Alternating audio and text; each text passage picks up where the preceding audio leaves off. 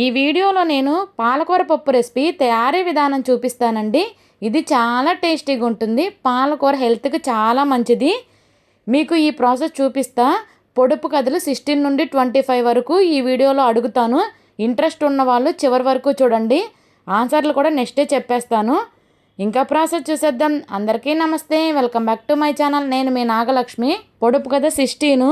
తండ్రి గరగర, తల్లి పీచు పీచు, బిడ్డలు రత్నాల మాణిక్యాలు. ఈ పొడుపు కథ ఆన్సర్ ఏమిటి తెలిస్తే కింద కమెంట్ చేసేయండి. 3, 2, 1. పనసపండు. పొడుపు కథ 17. అంతులేని చెట్టుకు 60 కొమ్మలు, కొమ్మ కొమ్మకు 1,000,000 పువ్వులు, అన్ని పువ్వుల్లో 2 కాయలు. ఈ పొడుపు కథ ఆన్సర్ ఏంటి? 3, 2, 1 గో.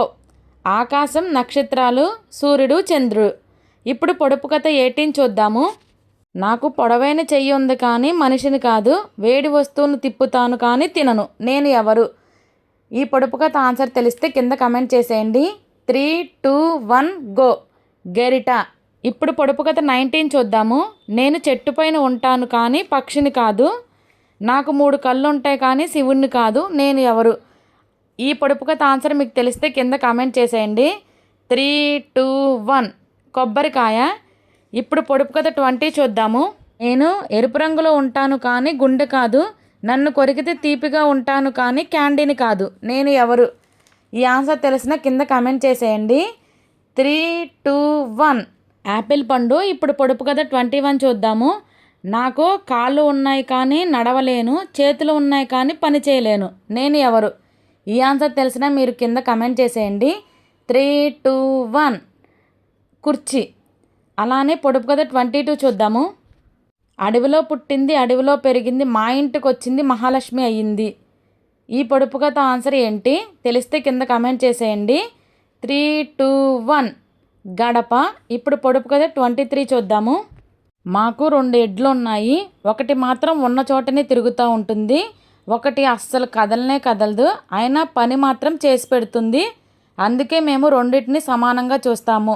ఈ పొడుపు కథ ఆన్సర్ ఏంటి తెలిస్తే కింద కమెంట్ చేసేయండి. 3, 2, 1 తిరగలి. ఇప్పుడు పొడుపు కథ 24 చూద్దాము. గుడి నిండా రత్నాలు, గుడికి తాళం.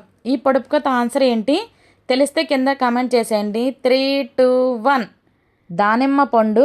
ఇప్పుడు పొడుపు కథ 25 చూద్దాము.